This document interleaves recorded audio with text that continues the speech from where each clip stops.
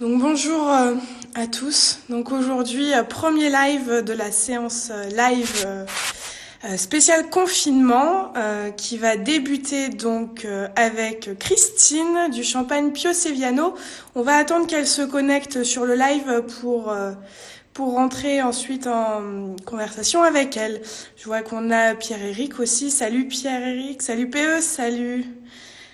Salut papa. Salut Teddy.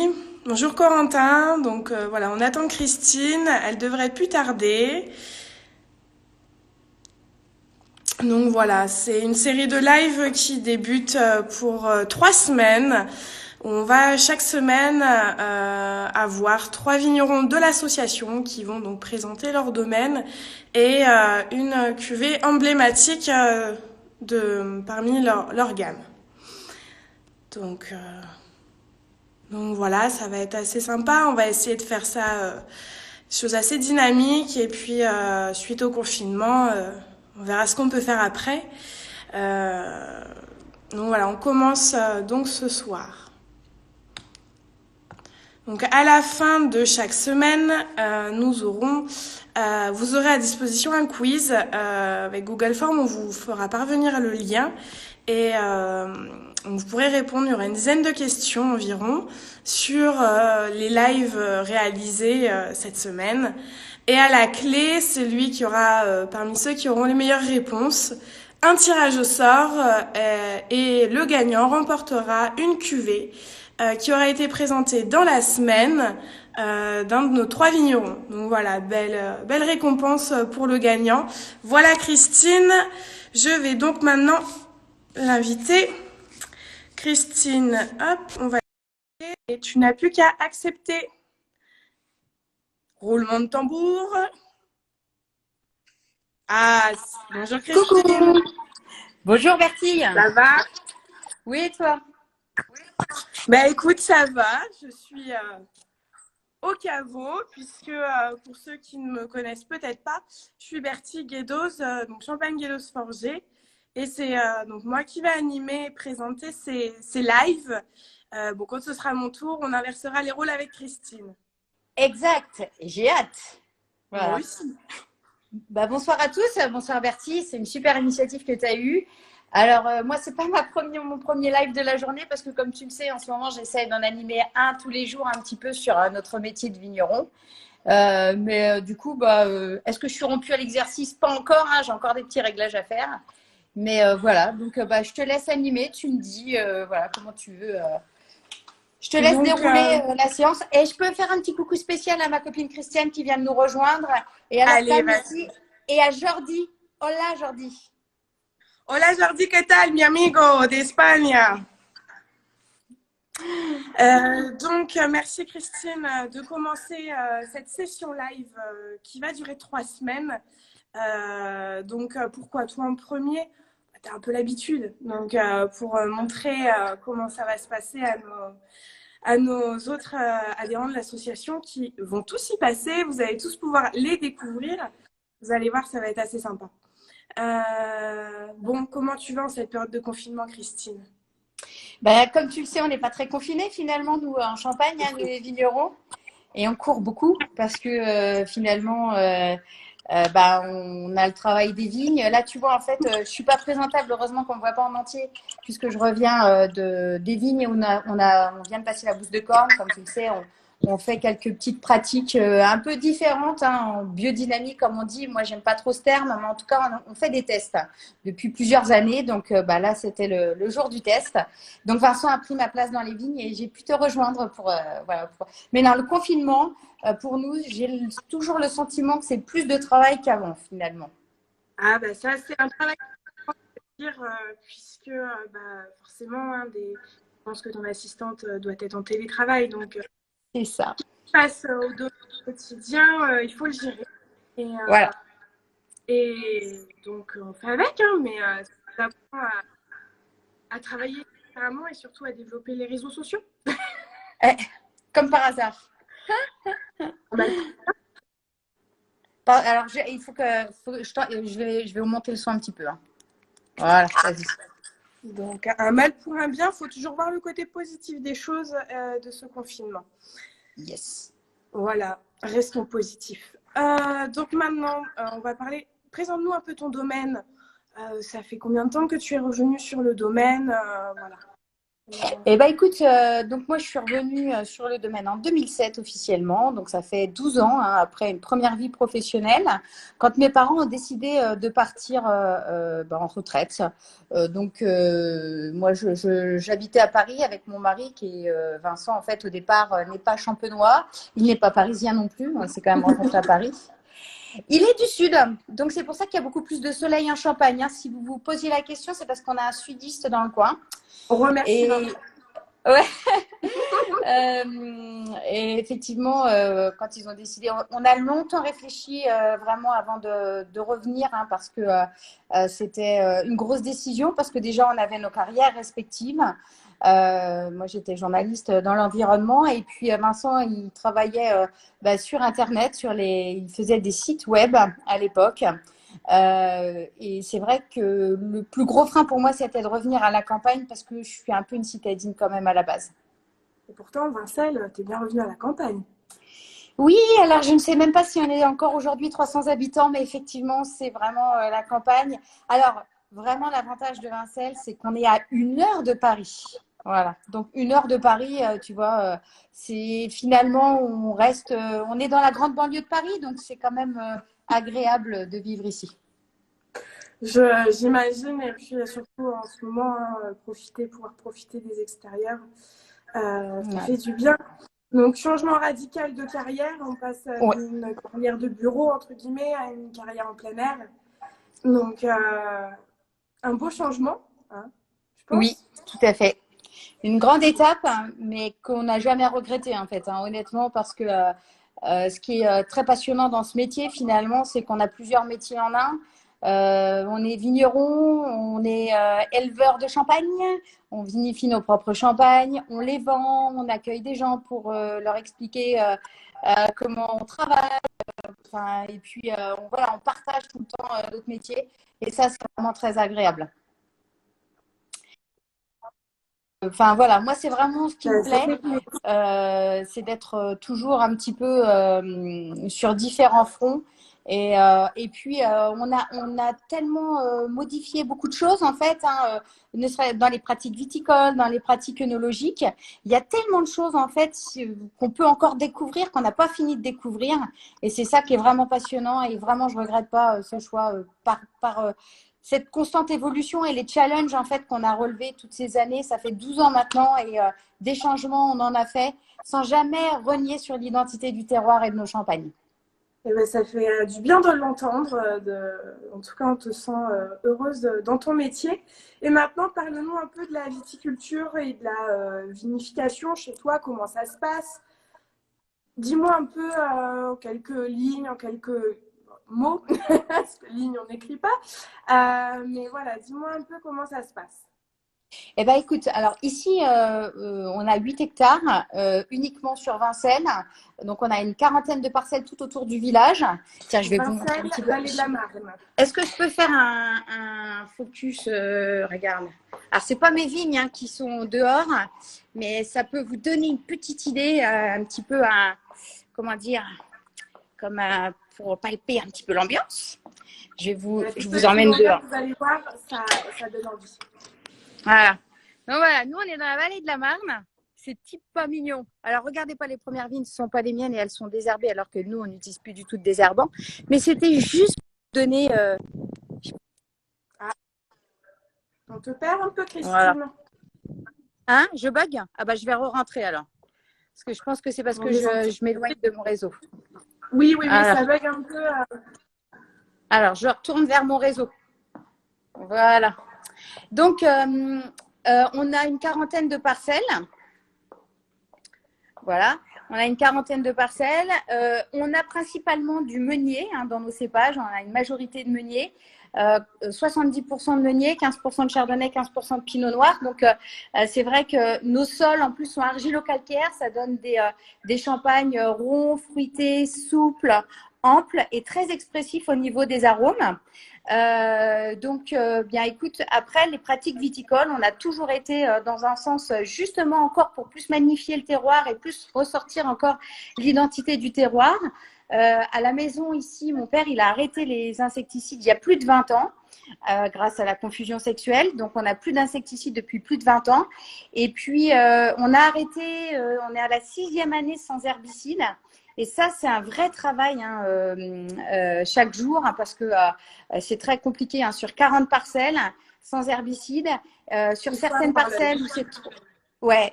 Sur certaines parcelles, on est obligé d'utiliser le cheval parce qu'on ne peut pas y aller en tracteur. Et puis, il y a 6 ans, au départ, on s'est dit, allez, on va tout charruter. Et puis, finalement, on s'est rendu compte que c'était parfois un peu compliqué. On a essayé des couverts, on a essayé beaucoup de choses. Et finalement, on n'a jamais arrêté d'essayer. On essaye tout le temps, encore cette année. On essaye des nouvelles choses. Donc, il y a 4 ans, comme je te disais, on a commencé, c'est notre 4e, où on teste des pratiques dites de biodynamie. Donc là, sur 1 hectare, on fait attention à la taille. Donc, on utilise la taille en fonction du calendrier lunaire. Enfin, on taille en fonction du calendrier lunaire. Là, on a appliqué de la bouse de corne, de la silice. Et puis, chaque année, là, on va essayer des nouvelles méthodes. On va essayer du miel. On va essayer beaucoup de choses un peu nouvelles. L'idée, c'est toujours d'essayer de s'améliorer, de tester pour toujours être meilleur parce qu'on vise l'excellence chaque jour, chaque année. Et comme tu le sais, chaque année est différente parce que le temps est différent. Du coup, ça donne ce qui va être les pratiques qui vont être vraies une année N ne vont pas être vraies une année N+1 parce que le temps ne sera pas le même, quoi. Exactement, il faut toujours s'adapter à la climatologie. Pardon. À la climatologie et au temps que chaque année nous réserve, qui, en effet, comme tu le dis, d'une année à l'autre est changeant. Et faut s'adapter. Et en effet, l'innovation et l'adaptation, c'est la rigueur, c'est ce qui est d'ordre chez toi. Et c'est important de ne jamais rester sur ses acquis et de toujours évoluer et d'aller voir un peu aussi ce qui se fait ailleurs. Ça fait du bien, ça nous donne des idées. Exact. Et même échanger entre vignerons, ça donne aussi beaucoup d'idées. Moi qui suis nouvelle génération, je suis très attentive à ce qu'on me dit. Et maintenant, en termes de vinification, j'ai vu que tu avais une nouvelle cuverie, qu'il y a eu pas mal de changements. D'ailleurs, là où tu es, c'est nouveau. J'essaye de vous la montrer. On voit si le réseau, ça passe. Allez, j'essaye de vous la montrer. Effectivement, on avait envie de faire… Alors, vous avez vu, c'est mon ancienne école, en fait, de 1922 qu'on vient juste de rénover, en fait. Et bien, dans la 2e salle de classe, ça va, ça passe encore? Ouais, vas-y. Voilà, alors je m'éloigne un peu du réseau. Mais effectivement, on a rentré des contenants. Alors, on en voit en Champagne, bien sûr, je ne suis pas la seule, mais qui sont peut-être un peu plus rares. Le foudre pour une Solera 100% meunier qui va bientôt arriver. Ouais. Les cuves béton pour avoir… donc, ce sont des œufs. Et ce qui était intéressant dans le fait d'avoir la forme de l'œuf, c'est que finalement, il y a toujours une sorte de vortex un petit peu naturel qui fait qu'on a toujours les lits en suspension. Du coup, ça donne beaucoup de matière au vin, en fait. C'est hyper intéressant. Et puis, les jarres en grès. Alors, ça donne un peu plus de minéralité. Et dans la dernière, nous avons des tailles. Et les tailles sont incroyables de minéralité. Ça leur redonne un peps absolument incroyable, quoi. Donc, et le grain ici, si tu veux… On te perd légèrement, Christine. Allez, hop, je repars vers le réseau. Hop, voilà. Je me remets… Coucou, chef, Damien. D'ailleurs, j'en profite juste pour dire bonjour à tous ceux qui nous ont rejoints. Excusez-moi, j'ai pas eu le temps. J'ai vu qu'il y avait pas mal de personnes qui nous avaient rejoints. Donc, voilà, on continue. On continue avec Christine. Champagne. Et j'essaye de pas m'éloigner de mon réseau. Et si tu veux…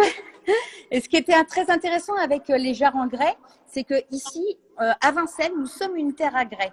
Donc, alors, ce ne sont pas des grès de Vincelles, mais en tout cas, voilà, pour moi, il y avait une résonance terroir hyper importante et hyper intéressante. Voilà. Et puis, de l'autre côté, tu vois, on travaille en tôle émaillée, en acier émaillé, parce que, voilà, ça permet au vin de mieux respirer en petits contenants. Et l'idée des petits contenants, bah, c'est de pouvoir faire du parcellaire. Voilà. D'accord. Et puis rouge, c'est… Rouge Ferrari, ouais. Et voilà. c'est un peu aux couleurs de l'association d'ailleurs.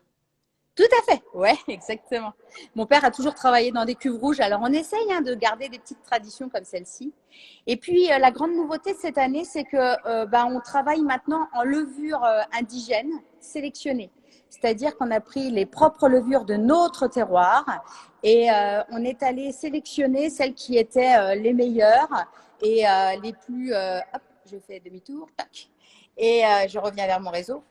Celles qui étaient les meilleures et puis qui étaient efficaces, tu sais, puisqu'il y a certaines levures pour la fermentation alcoolique qui sont pas bonnes malheureusement, même si elles sont naturelles. Donc là, on a bien des levures de terroir. Voilà. Très bien. Écoute, merci pour ces explications de ta viticulture et de tes vinifications et de nous avoir montré ta nouvelle cuverie. Maintenant, on va passer à ta cuvée emblématique. Qu'est-ce que tu nous réserves pour ce soir? Alors, comme tu sais, quand tu m'as dit que j'allais devoir te choisir une cuvée emblématique, pour moi, c'est très difficile parce que j'ai une gamme d'une douzaine de champagnes, de coteaux champenois. C'est un peu toutes sont mes bébés. Donc, choisir, c'est renoncer et c'est pas facile. Écoute, voilà. Je me suis dit ce soir, parce que en plus, je crois que c'est le nom qui me colle le plus à la peau, je vais choisir la cuvée Rebelle. Voilà. C'est vrai que ça te correspond bien, je pense. Alors, la cuvée Rebelle, pour moi, elle est hyper importante aussi parce qu'elle m'a permis vraiment de voir jusqu'où mon terroir pouvait m'emmener. Le Rebelle, aujourd'hui, c'est un 100% chardonnay, donc un blanc de blanc. Alors, vous allez me dire, c'est pas mon terroir. Moi, je vous ai dit que j'avais une majorité de meuniers. Et c'est ça qui est intéressant. C'est que le chardonnay sur mon terroir, il va s'exprimer complètement différemment. On va voir vraiment un chardonnay plus rond, plus sur le fruit, plus sur l'ananas, le litchi. Quand souvent, dans les autres terroirs, il s'exprime un peu plus sur la fleur. Et donc, c'est un peu la première un peu cuvée excentrique entre guillemets, en tout cas très identitaire que j'ai choisi, qu'on a choisi de faire avec Vincent. On avait fait des tests à l'aveugle qui étaient juste impressionnants et incroyables. Et si tu veux, ma première crainte, c'était de perdre un petit peu l'identité de la maison en faisant quelque chose de complètement différent. Et finalement, pas du tout. Je me suis rendu compte que cette cuvée, j'avais toujours le fil de l'intensité des arômes, de la souplesse, de la gourmandise. Voilà, on a un blanc de blanc qui est assez gourmand. Et puis, on a rajouté dedans 10% de fût de chêne pour encore arrondir et puis donner des petites notes un peu épicées et vanillées. Voilà. Et puis, voilà. Alors, le rebelle au départ, c'était un petit peu le clin d'œil par rapport à la Côte des Blancs où on dit qu'on fait les meilleurs blancs de blanc. Et c'est vrai qu'ils en ont des très bons, on va pas se mentir. Mais nous aussi, on est des rebelles, on fait des bons blancs de blanc quand même. Il faut savoir être rebelle. Voilà. Et puis alors, le clin d'œil aussi à tous les copains qui disent que je suis un peu la rebelle de Vincelles. Voilà. C'est d'où le choix de cette cuvée. Mais comme tu le sais, j'en ai beaucoup. Tout à fait. Et c'est pas évident de choisir. Et dis-moi tout, en accord mets et champagne avec Rebelle, qu'est-ce que tu nous conseilles pour terminer Alors, écoute, en accord, déjà tout simplement à l'apéritif l'été parce qu'elle est fraîche, elle est agréable. Mais tu pourrais très bien aussi envisager des fruits de mer et pourquoi pas une lotte un petit peu crémée, doucement crémée, un comté de 9 mois par exemple, c'est-à-dire pas trop salé, tu vois. Il y a vraiment beaucoup de choses d'envisageables avec la Rebelle.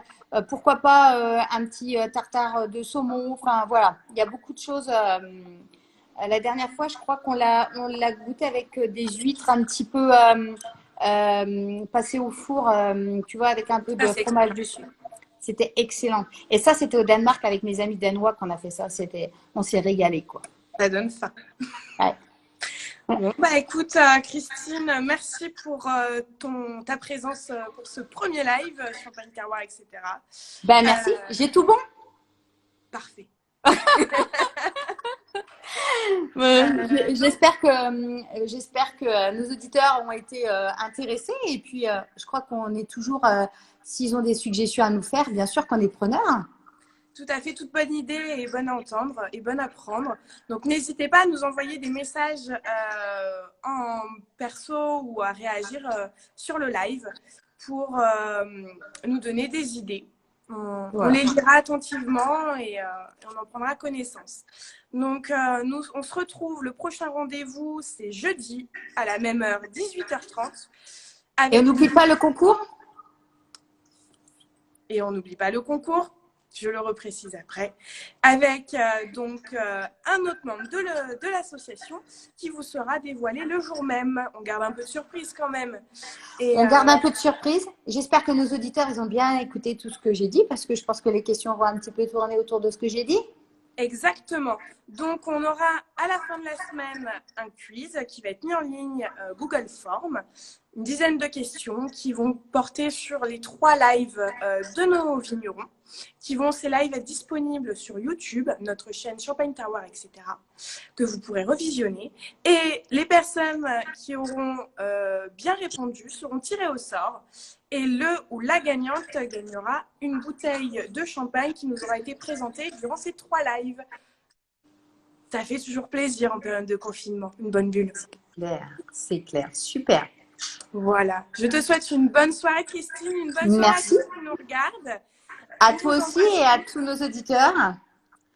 Et bonne soirée. Et prenez soin de vous. Take care and drink champagne. Absolutely.